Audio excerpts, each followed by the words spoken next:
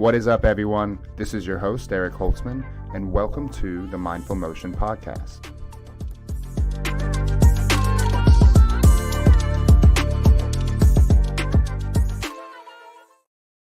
What's up, everybody? I'm here with Ann Hoang. Did I say that right? Hoang. Wong? Sorry. I should have No, it's asked okay. before we started. But Technically, it we're here to is talk about... Huang. It's just, anyways. No, thank you for correcting me. I don't like to get people's names wrong. So Ann is a movement and parkour coach who is passionate about helping people feel safe and confident in their bodies so that they are ready for their next adventure in their lives. Ann uses breath work, strength training, movement coaching, corrective exercise, and parkour to teach clients about their bodies and make them more efficient, more confident so that they can do the things that they love by exploring strategies that help them essentially move freely. So I would love to jump in and kind of learn a little bit more about your journey into parkour, your journey into fitness, because I'm sure it's interesting. How'd you get started? Definitely. So growing up, I was a little bit on the heavier side. So I think my mom tried to put me into all different types of sports to get me active and get me moving. And so growing up, I dabbled in a lot of things. I dabbled in karate, got caught up with video games, and then stopped karate. I did a little bit of ice skating, and that was fun until I was probably 7 or so. It was fun until I found out like what you had to wear if you were to compete in ice skating. And I was like, oh man, I don't want to wear the tutu. I don't want to wear a leotard. And then somehow, some way, I think it's because there was a gymnastics gym that opened up really nearby, and so it was very convenient. And so my mom put me in gymnastics, and I didn't connect gymnastics to leotards at that time because I could just wear like basketball shorts and a t-shirt. And I did gymnastics for a few years, maybe from age 8 until 12. And I did actually end up competing when I was around 11 or 12, and I got over wearing the leotard thing, though it was not my favorite. So gymnastics has definitely been like a fundamental part of my movement kind of like journey. But unfortunately, my gymnastics gym closed when I was in middle school. And so that's when I got into more traditional, like regular school sports. So I did like basketball, cross country, track and field. And I found that I really enjoyed track and field. So that's something that I continued on in high school. And my favorite events in track and field were the high jump, triple jump, and the long jump. I just really, really enjoyed jumping. Past high school, went to college. I don't think I'm tall enough to be a good track athlete. And I also was not, didn't get a scholarship in track or anything. So I was trying to find a different sport to do because I do like to stay active. I went to UC Santa Barbara for college, and I ended up joining their rugby team. So it's a club sport. And so I played rugby for Santa Barbara for about 3 years. And I really enjoyed that. That's when I started getting into strength training, because when we had rugby, it was 2 days in the weight room, 3 days on the field, and then probably 1 day for our game. And so that really introduced me to, I guess, lifting weights. We also kind of went into Olympic lifting when we were in rugby as well. But post college, I didn't want to get thrown around anymore. Like, I'm not a very tall person or a very large person. I'm like 5'4", 100 something pounds. And I was just getting tired of getting thrown around. And so post college, I worked at Equinox as a trainer for a couple of years, and I was always just like jumping around on the boxes. Like, I obviously really still like jumping. And then my coworkers joked, and they're like, "Oh, you should be on American Ninja Warrior." And so I took the idea and I Googled literally like American Ninja Warrior gym.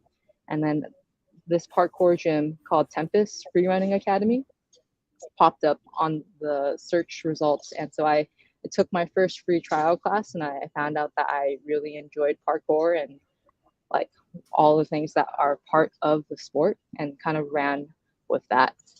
What got me into kind of what I do right now as a movement coach is when I started parkour, I was about 23 or so, and I was having a lot of knee pain when I was jumping. And I felt like I shouldn't have knee pain. I was so young, 23, like I shouldn't be hurting while I'm just trying to jump over this box. And trying to figure out why my knee was hurting, going to physical therapy, and then not really solving the problem or not really feeling like it was getting better. And so I decided to really try to dive into some other things to help resolve my knee issues, because I was really determined to be jumping around for the rest of my life. Hmm. Yeah, that's sadly a lot of people's experiences. They have something that's going on, they try the normal channels, and it doesn't seem to get them there. So you've had some success exploring some of these other things, which we'll definitely dive into because I'm interested to learn about them. I don't know much about some of these other techniques that you've seen or gone through, so we'll definitely get into that. But I kind of want to just get a sense of like the parkour thing. Like, I get the story of how you got started in that, but like, what do you think about like what is it about jumping and parkour that gets you so excited that you like it so much? One of my favorite parts of parkour is definitely feeling uncomfortable about something Mm. and then being able to trust in your abilities and in your technique to be able to achieve that challenge. Um, I also just enjoy being able to see the environment in a different way. So, like, for example, this pillar behind me, it's like, oh, like I could possibly like climb up this thing. And so we call it like parkour vision, where you just see structures in a whole different light.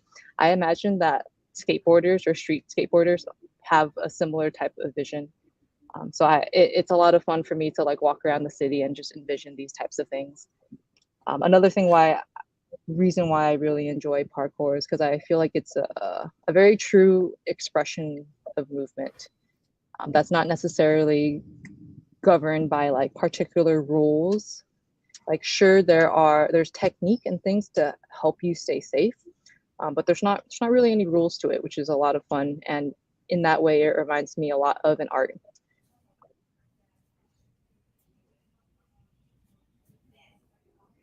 It's like you really putting everything on the line when you're doing this stuff. Like, it freaks me out watching people do these some of these events, jumping off like 20-foot story buildings and stuff. Like, there must be some fear there. How do you get past the fear of like I could die if I do this? I think it's for some people, I really think that fear aspect is not really there. So those folks who are jumping off 20-foot story buildings or launching themselves into things that are at like roof height stuff or like Mhm. several stories above, I think with them, they really trust that they practice this so much that they can trust their body. Like, oh, it's the same thing. It's the same distance as if I were to jump on the ground. And I think that a lot of folks just, or a lot of those type of people don't have that fear aspect of it. For me, I Mm. definitely have that fear aspect of it. I don't have I don't feel a real need to go up on top of a roof and jump around. And I think that's also the beauty of what parkour is, because there are so many different entryways into the sport. Like, you don't need to be doing roof gaps. Like, you can be jumping around on flat ground. And it's really about how you Mm. express yourself within the environment. That makes sense. There's a spectrum of risk here, and you can decide how deep you want to get into it. I think Yeah. that's good to know. Um, with parkour, is there any type of difference with the way you train, different forms of training? Like, how do you prepare for these things? For parkour, I started by taking a class at a gym, and I think that's a really good way to go about it because they do teach you basic techniques, and there is a way to throw yourself at a wall and not get hurt. And so, technique is, I think, one of the most important things when you're doing parkour. If you have bad technique when you take impact, then you can really get hurt. Like, I've sprained ankles, I've broken wrists, I've gotten concussions, and a lot of it came from like just being new at parkour and not understanding the importance of having good technique. So to go back to your question of like how do I train for it, I think that it's really important to either find a resource that really cares about um, like how you're going about these different parkour skills and how you can do them safely. At least in my perspective, because I don't feel like I need to send humongous things that are like necessarily life threatening, but I like to make sure that I push myself. Um, it's important for me to do things that will promote longevity in the sport versus trying to just like huck it or trying to send it for the purpose of sending it. not to say that there's something wrong with that, but it's just not what I enjoy doing, because there are definitely folks in the parkour community, and like a lot of respect to them, who like love to send these huge things. And like, yes, they may get hurt, but that's also kind of involved in the sport. And I know for a fact that they've prepared themselves as much as they can in order to send those type of things.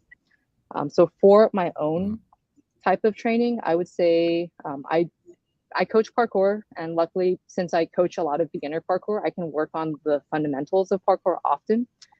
So I coach parkour for about 24 hours a week or so. So I think training fundamentals is really key. Um, Past training, I do about 2 days of parkour skill training. I do about 2 days of strength training, and then 1 day of like a recovery mobility type of training day. So yeah, I mean, this is sort of a lesson in any skill set, right? Is the fundamentals are kind of critical. Same in the gym environment, like getting good at those things or kind of make it or break it in a lot of ways. Um, would you say that doing parkour athletically, does it ever come into sessions with just a regular person who isn't a parkour athlete? Yeah, I think that having this parkour background, like it helps me understand how people are just moving generally about their life. So like if they're stepping down from, I don't know, stepping down from a counter, or if they're jumping off the counter, or if they're trying to play with their kids, um, I think it's important to be able to teach folks how to absorb impact properly. And so I think with my parkour background, I have a different approach of how I see that. Another way that I think it's Mm. really helpful and useful is like one of my clients is a touring artist. And so when she's on stage and like jumping around and bouncing around, like I want to make sure that she stays safe while she's on stage moving around. So that's another way that parkour mechanics, or just generally learning how to manage your body in your environment, I think is Mhm. really important. Yeah, I don't think that's often covered in fitness generally that much, like the skill of movement, how to compensate when you need to decelerate Yeah. forces and adjust your body positioning for different tasks. It's sort of, well, yeah, it's an art in a way, like you said. A lot of value that can come out of that for sure. Yeah. And I Would like you how you said say, it's because definitely a I always, skill. yeah, 100%. Yeah. Definitely can lend to a lot of things in life. So would you say though that there are certain types of body types that lend to parkour more? Like is a 6'5", 280-pound guy going to do it very well? Or have you seen big guys do it? Or is it always typically smaller people? I've seen tall boys do it. Um, there are few, I think, overweight athletes, but there are some. I think there's some guy on Instagram who's his handle is like the fat tree runner or something like that. So it is like you can, but generally I do see folks who tend to be a little bit more, uh, I guess, normal weight, if Mhm. anything. But because there are so many entryways to parkour, I really think at any size, or any size, you'll be able to find something that you'll be able to enjoy with it. There Got it. are advantages to being smaller. There are advantages to being longer. And so some people will be better at certain skills than others. But because there are so many different skills within the realm of parkour, like someone can be really good at Kong vaults, and then someone can be really good at swinging or laches. Um, and then sometimes body type does kind of play into that. Mhm. That makes sense. It's kind of similar with like lifting or any sport, right? You can be better at certain aspects of it depending on your shape, how big you are, how heavy you are, all that. How would you say your life's changed with your exercise experiences and introducing parkour into your life? I think it's given me a lot more confidence to just like move about, and more confidence that I'll be able to age gracefully. I like the idea of being able to get up and down from the ground, and like climb up and down from things. Especially like I'm not old at all, but like as I start to approach, I don't know, maybe like my 40s or my 50s, that's something that I think is going to be really important for me. And because there's like so many ways to get into parkour and so many ways to express yourself with parkour, I feel pretty good about like finding different things that I'll focus on, that I feel like that I can progress in. Like I don't know probably won't be jumping as far as I am now when I'm like 60, but I know that there's going to be other technical aspects of parkour. For example, maybe like I get really good with my footwork, or I get into more of like the flow aspect of things that I can focus on as I'm kind of getting older. And so it's nice that it's such a sport with so many different avenues compared to maybe like me playing rugby. Like I'm not going to play rugby when I'm 60. I'm not going to get hit or stuff like that. Yeah. Yeah, I mean, I think that's a really wise perspective, already thinking about your future with this sport. And I think that's good advice for anyone that has a sport that they love. How can you maybe think about the way you would maybe adjust how you're performing or doing it so that you can do it longer? It's a smart thing to have in the mind. Because you're right, we're not always going to be, spry young kids. We got to make adjustments with our training, with our sports. Within your business, you said you do teach parkour probably like at least 50% or more of your weekly workload. But outside of that, like with your strength training and personal training business, like what kind of clients do you help mostly? Recently, I've been getting a lot of female clients, and they tend to be in their late 20s or early 40s. And they often were, it's kind of funny how they're so opposite. They were either athletes earlier in their life, like when they were teenagers or even like college, or they were never athletes at all. And so it's interesting to get those two spectrums of my clients. Most of my clients have the goal of being able to do activities that they have never been able to do or that they want to get back into doing. Hmm. Can you give us a few examples? Like, what does that look like? For one of my clients, for example, she wants to get back into being able to do classes on ClassPass because she enjoys variety of like different types of movement.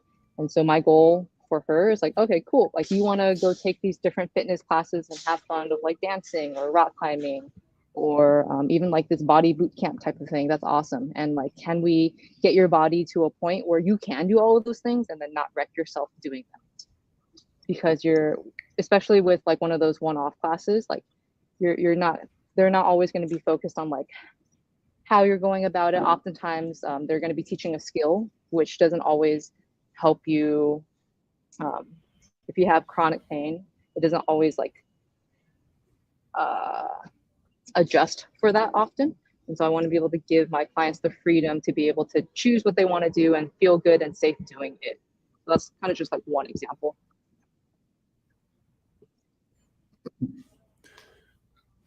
So in this example, this client of yours was having some sort of issue in certain movements or discomfort or pain of some kind. Like, how do you, I guess in this example or in general, if you want to go that direction, like how do you address pain in someone's body and how do you help them overcome that and regain function so that they can do things that they like without that getting in their way?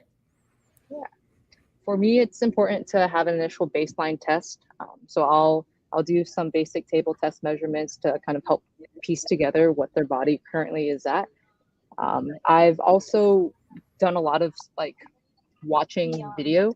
We'll go into like how I got into watching a lot of video. It goes into like when I was part of the GOTA movement system, but being able to assess or just like observe how people stand, how they carry themselves about their posture, the way that they walk, the way that they run is really useful for me to get a gauge of like what they are compensating in. I often look at like foot placement, how their limbs are moving, what is being torqued, what's not being torqued, how do they distribute their weight from side to side. So I initially get a baseline. And then from there, I like to kind of pick apart like, okay, so it seems like you have some pretty unstable hips. Like when you're taking that when you're landing on your right side, your hips way off to over here. So let's make sure that we start to incorporate some hip stability type of things and see if that will start to correct it.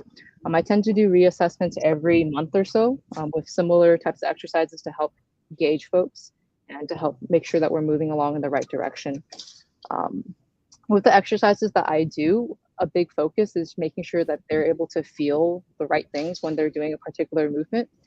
There are so many people who are like, oh yeah, I can do a squat, or like here's my back squat, and they like do 10 reps with weight or something like that. And then I ask them after, oh, like what did you feel when you were doing that exercise? And then they'll be like, oh, I don't know, I just did the squats. So connecting folks to their muscles, I think, is really important, making sure that they understand what needs to be functioning, and that translates to them being able to like do movement on their own without my supervision. So then they get an understanding of like, oh, this is how it's supposed to feel. It's not feeling this way. I can either ask for help or I can try to troubleshoot it on my own. Mm. Yeah, the sensory stuff's kinda crazy. Gets all over the map sometimes with people, it's so weird. But there's good reasons for that. So you mentioned this GOTA thing. What is that about? What does that stand for, or what are the principles, tenets for it? When I was looking for solutions to my knee pain, one of the movement systems that I came across through Instagram, kind of a wild place for fitness, Instagram, was GOTA, Yeah. and it stands for Greatest of All Time Athletes. And so their whole thing was that their founder used a whole watched thousands of hours of slow motion video and started to see similar patterns from elite athletes, the way that they walked, the way that they sprinted, the way that they jumped.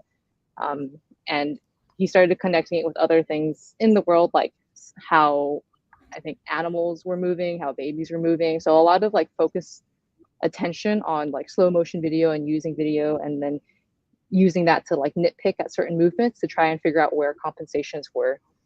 I did that system where I was really a big part of it from like early 2018, 2019 until 2020, 2021.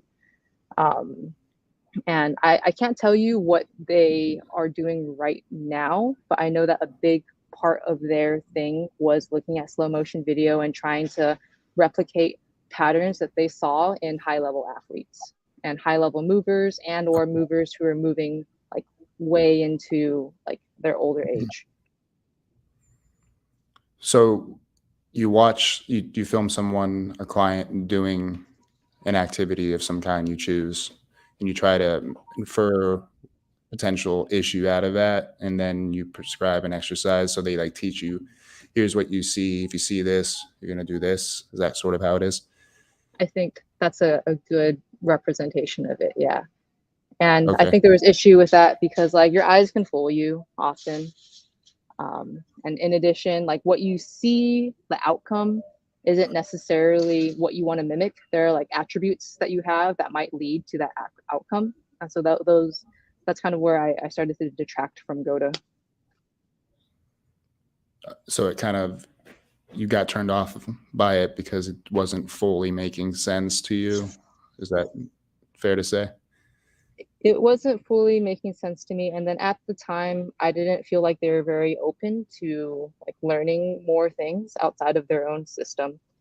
Mm, In my own performance, like after doing their exercises for quite some time, I felt like that my gait was getting kind of funky and loose. And I also felt like I wasn't performing very well in parkour. Um, mm. I felt like I lost power. I hyperextended my knee for the first time ever. And then I think I ran a half marathon like my last year of doing GOTA, and then my knees, like I had like the most interesting outside pain on the outside part of my knees for the first time in my life. And I was like, I think that the way that I'm training has something to do with this. And so I have to Mhm. find something and figure something else out. Right. Yeah, I mean, if you're not feeling better from what you're doing, then that might not be the right thing. Yeah, it's such an interesting idea. I guess this isn't that crazy because this is stuff that people have done forever, but it's just really hard to imagine you can be that precise and consistent just by watching people perform activities and then try to assume you know what's happening. That's got to be really tough to do. Yeah. And I So also after think that, that, sorry, go ahead. no, go ahead. I also think that uh, watching athletes who you haven't trained, I don't think you can put that much basis onto it. Like, you don't know if your exercise will make you perform like Michael Jordan, which is an athlete that they would use often. Be like, oh, like look the way that he lands. Like if you do our exercises, you're gonna land like that. But like I don't know, you didn't train Michael Jordan, so it's not a true, you know, type of connection. Yeah. Yeah. Yeah. Plus, I mean, are you accounting for all the differences in his physiology that no one else has? Like, you can't assume that everyone should do the same thing the same way. That's a little crazy. And there, like you probably were alluding to, it's a little concerning when an educational institution is so dogmatic and isn't open to potential other inputs. That's a problem. Yeah. So that led you to this whole postural restoration institute. That's something more recent that you've gotten into. Yeah. When I was in Goda, I met a trainer. Her name is Kasha. She's super awesome.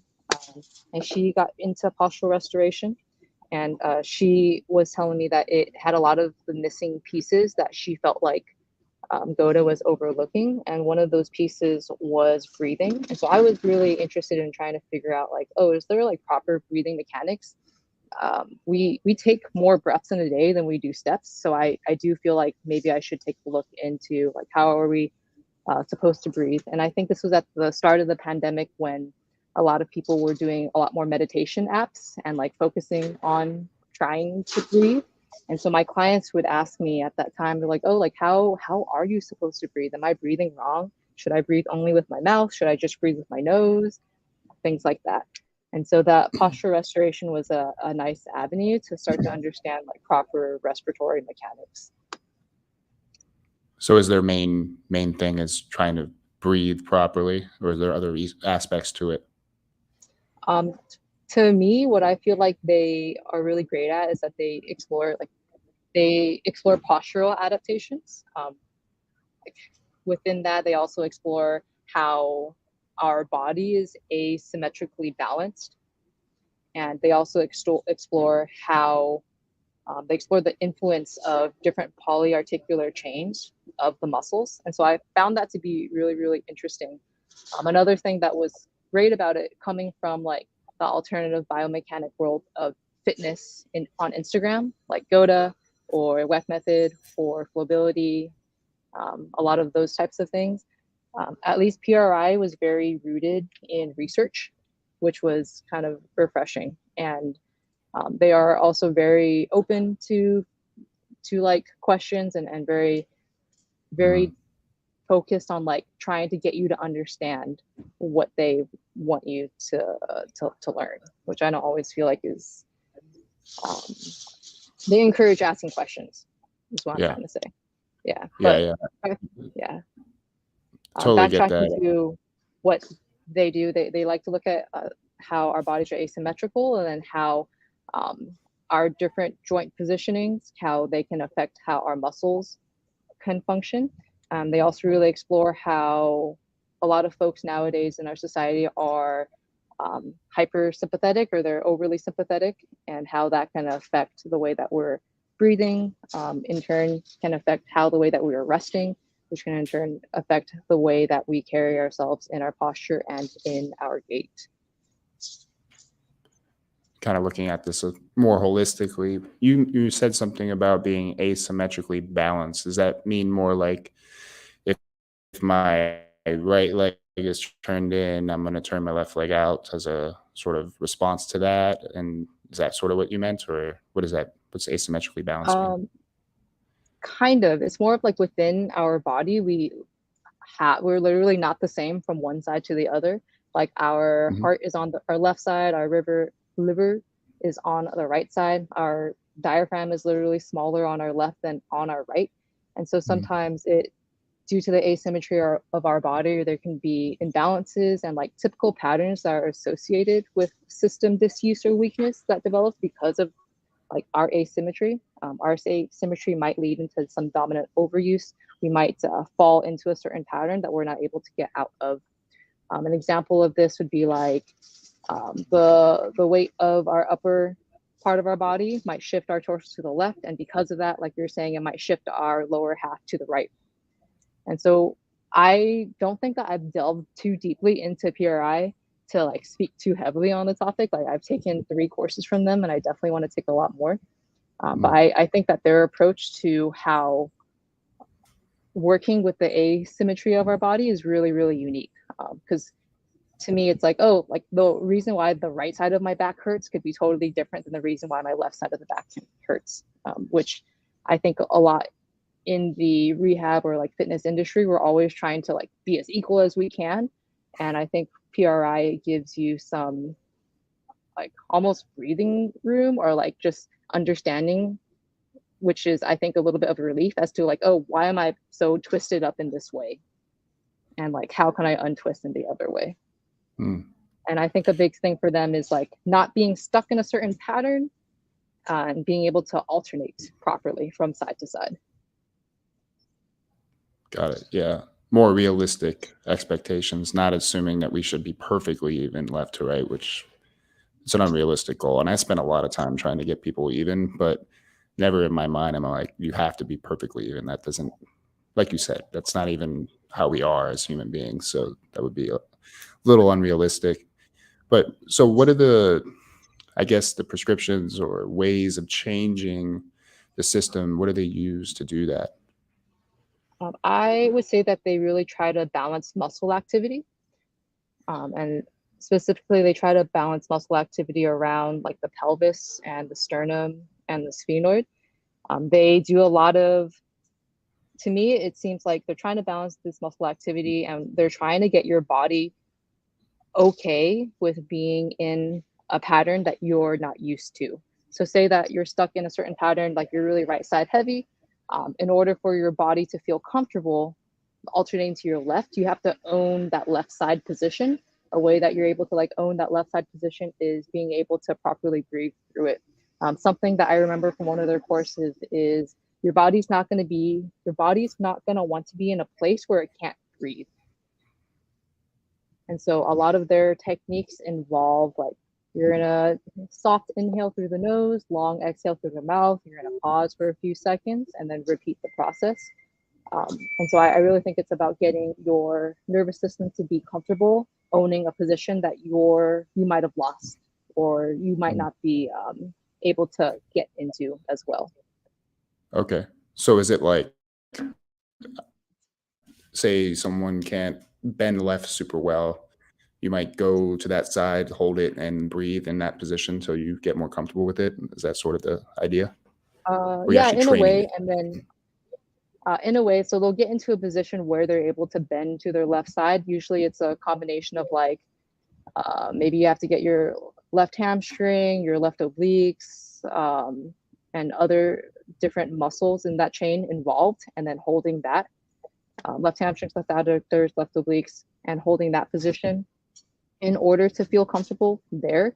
And then PRI, I think, does a really great job of finding progressions for folks. And so they have different variations of targeting specific muscle groups or muscle chains, whether it's like starting from a supine position or a side lying position, prone position, and taking folks through different ways of how to own that muscle group or that chain of muscle groups, that joint position, with gravity acting upon you on different ways.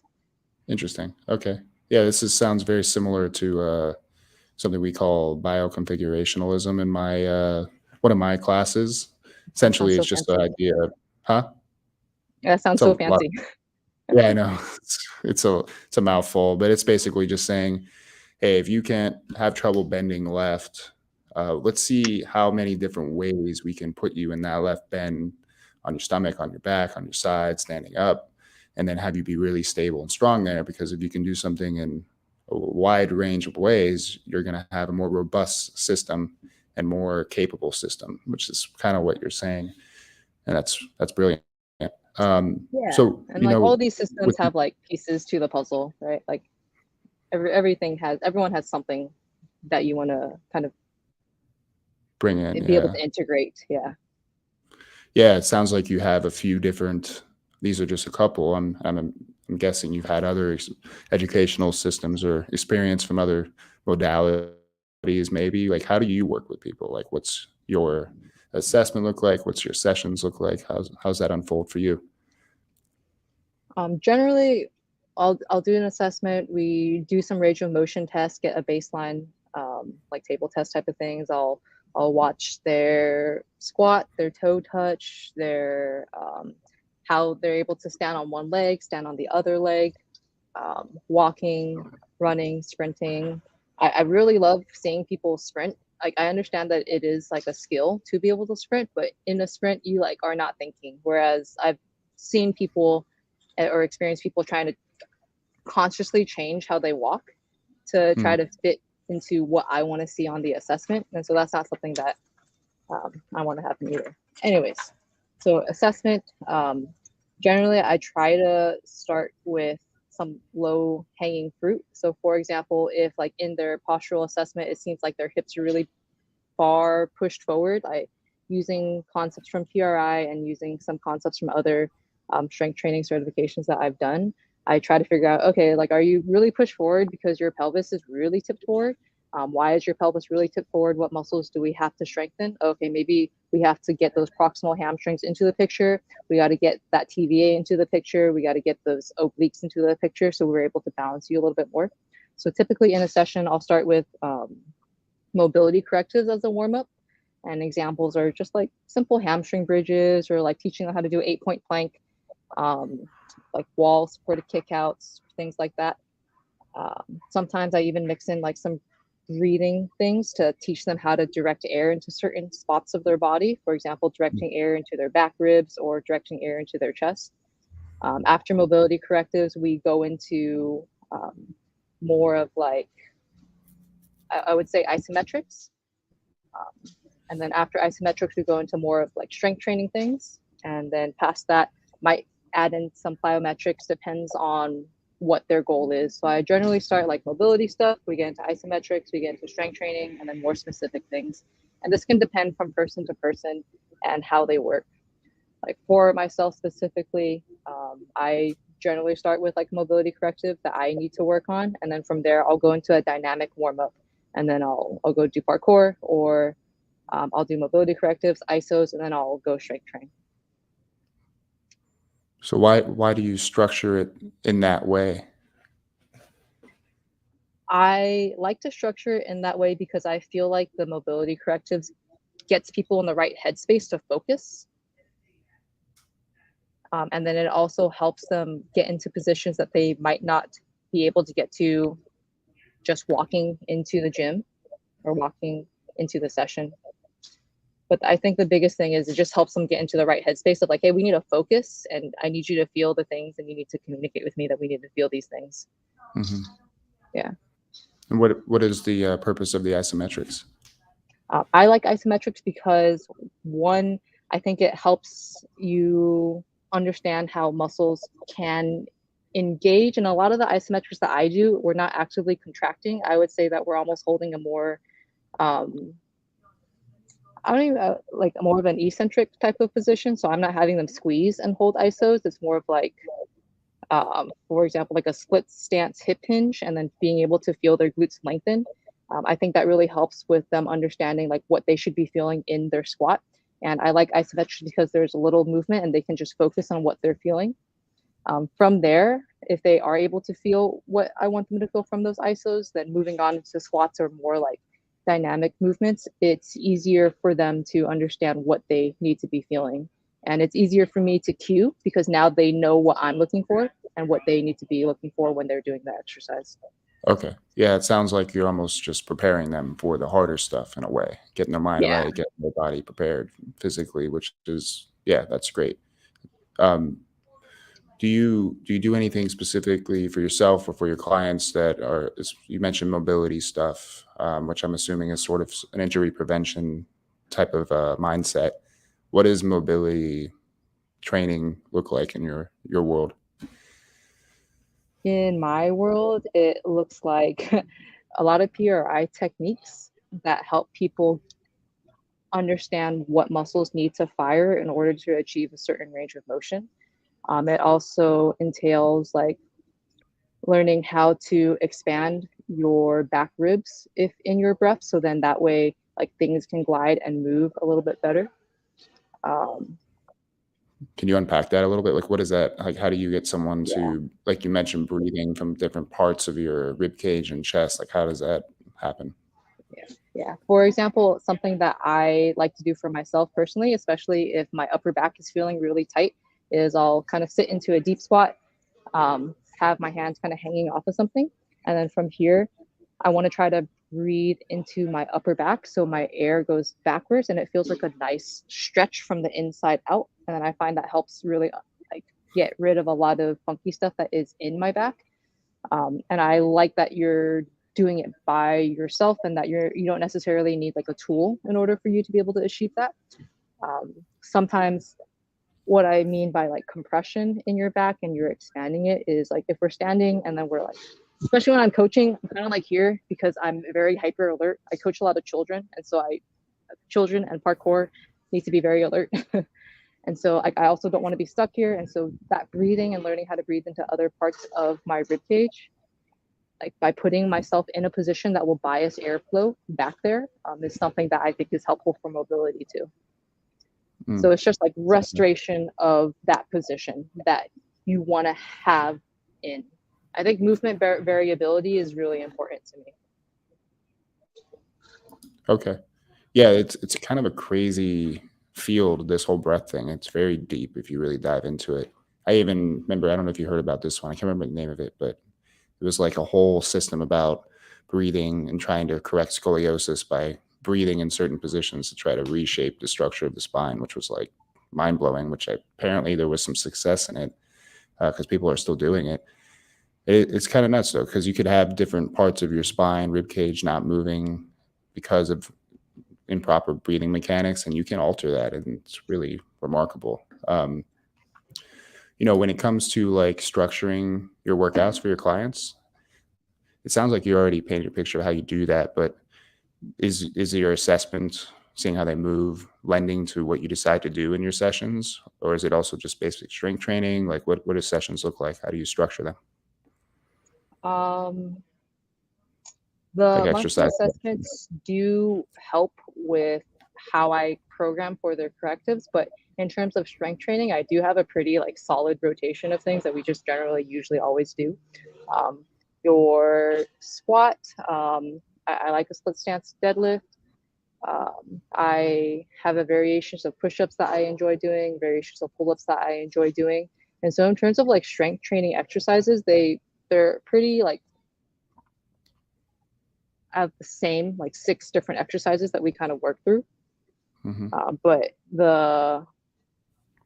and then those exercises are often stemmed from like another movement system that I enjoy called OKF, or One of a Kind Fitness, that was founded by one of my colleagues, Devin Brown. His stuff is super interesting because he is all about how your strength training should complement or improve your gait cycle. So I thought that's an interesting way to think of like why you're strength training. And kind of on that tangent, I like to strength train so I can get better in parkour and so I can feel more confident in my movement in parkour and so I can feel more fluid. And so the exercises that I choose when I strength train, I want it to translate to that. I think he's come up with some great concepts that are not necessarily touched upon in traditional strength training. Like, for example, um, he is definitely influenced by like the spinal engine theory. He's also influenced by like how you manage your center of gravity, which I really appreciate because I think that in parkour, it's a lot about how you manage and how you are Hmm. balanced from front to back. And he also is really focused on like how how are we able to own like neutral positions in our strength training so that when we go out to do explosive movements that have other like external forces pushing us, that we have the wiggle room to move to that area if we are in a more neutral kind of like spot, if we're neutrally stable. Mm. um, So how does someone train or structure their strength training around improving the gait cycle? Like I have ideas in my mind, but I'm sure there's a specific thought process there. What does that look like? um, for myself right now, I definitely am under the mindset of trying to train more neutral positions. So like, for example, in a squat, I try to have my feet straight and or slightly toed in to kind of prevent excess pronation. When I squat down, my knees go straight forward. Like all my life, I've been told to like push my knees out in a squat. And so having them track directly forward is definitely different. Um, in terms of like doing like pushing exercises, remembering that like we don't move up and down in a straight line, that we're actually pushing in a diagonal type of fashion. Um, what what do I feel when I'm doing those pushes? It really is centered around like being able to own neutral positions and be able to be stable, laterally stable from side to side, and to be able to have a stable lumbo hip pelvic complex. So then that if we are stable in our pelvis, we're able to like come into different positions with our pelvis when we need to, which I think happens a lot in explosive movements. Okay. So it's not really necessarily changing strength training completely. It's just having the mindset of like, hey, we also want to consider what happens with walking and when we change positions and we're doing activities on a day-to-day basis. Like, how can we make those things better? Is that sort of fair to say? Yeah, I would say that. And like, what exercises are you choosing? And like you said, how do they affect our walk? I personally don't really Olympic lift or power lift for what I do in parkour. I think if you're an Olympic lifter or a power lifter, it's like great because that's what you want to improve in your sport. But I don't think that it translates too well to how you run and how you jump, how you sprint. Again, it could vary. Like people with different body types might really benefit from that type of training. Um, but that's kind of what I was doing a lot of when I was in my early 20s because of rugby and because I was working as a trainer at a box gym. So I kind of strayed away from that for a little bit. And I think you'll notice that like different types, the way that different types of people who train different types of way, like bodybuilders, the way that they walk is going to be different than like how a soccer player walks, or like a power lifter, how they walk is going to be different than how another athlete walks. Yeah, we all walk very differently. If you ever take a second to observe different people, it's all over the map for sure. Um, Yeah. so when you go through a session with a client or yourself, like how do you know or how do you determine it was a successful session? Like what are you looking for? What kind of feedback do you want to hear? For me, it's like the client is able to complete the workout with minimal to no pain, be able to like consciously feel which muscles need to be working, and to feel challenged but not frustrated. So at the end of the session, they are maybe a little bit mentally fatigued and physically fatigued, but hopefully not frustrated. And I also hope that like they feel like they feel better after the session, that they don't feel wrecked after the session or feel wrecked the day after, so then we can continue to build the next day that for the next time that I Hmm. see them. Okay. So making sure they enjoyed it, they were able to do it without discomfort, but also, if they want to work out tomorrow, they can because you didn't wreck them or they didn't wreck themselves. That's perfectly reasonable. I Yeah. feel like that's something people need to do, right? Yeah, and again, like it 'Cause I don't know depends on the about you, person. but Like if they want to feel like they really push themselves, like sure, I can do something like that. But like I understand that people have day jobs, people have children to take care of. yeah, you gotta like your workout should lend to your improvement of your life, not be a distraction or toll. Yeah, I agree. Is there anything like new right now you're super fascinated with or interested in exploring or anything that new in your world?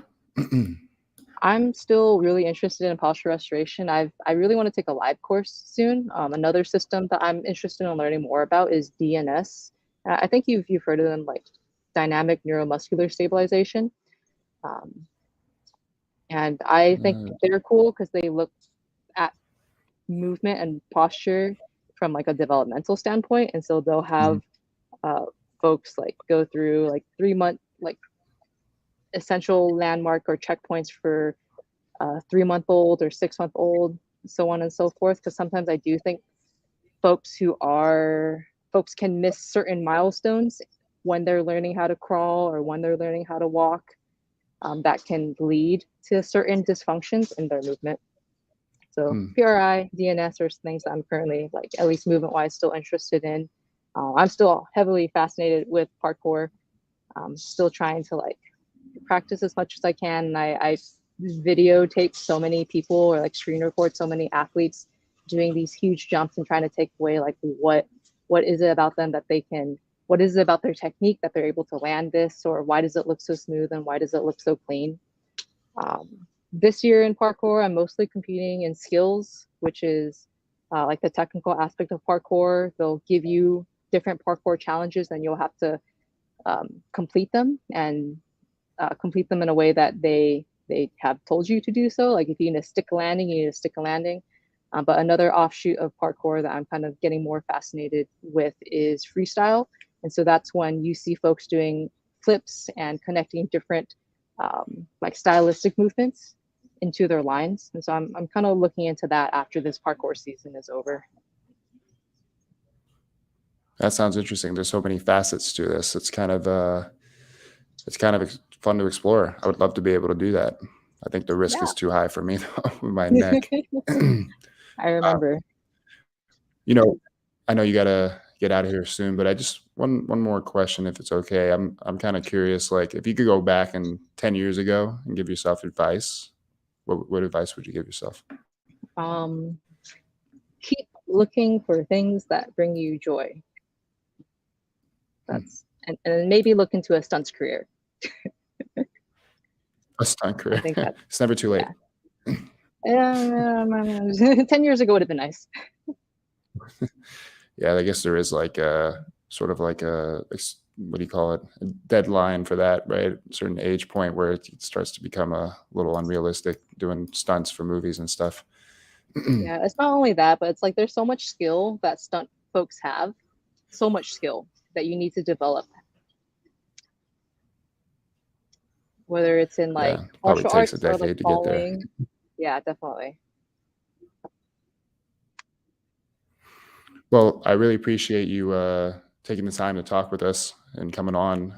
If people want to, learn more about your business, parkour, and your personal training, where can they find you? Right now, you can mostly find me on Instagram at newfangled_axes. Website is being redone, so you can just find me on Instagram. Send me a DM. I like to chat. I'm based in Los Okay. Angeles, specifically in the Hollywood, North Hollywood area. And I coach at a parkour gym called Vortex Free Running. So you can also find me there. Okay. Awesome. You guys look her up if you guys want to jump off 10-story buildings. Yeah. All right. Thanks again so much for coming. And then we'll talk soon. Maybe we can do this again in the future. Sounds great. Thank you so much, Eric. Yeah, you're very welcome. All right. Bye, everybody.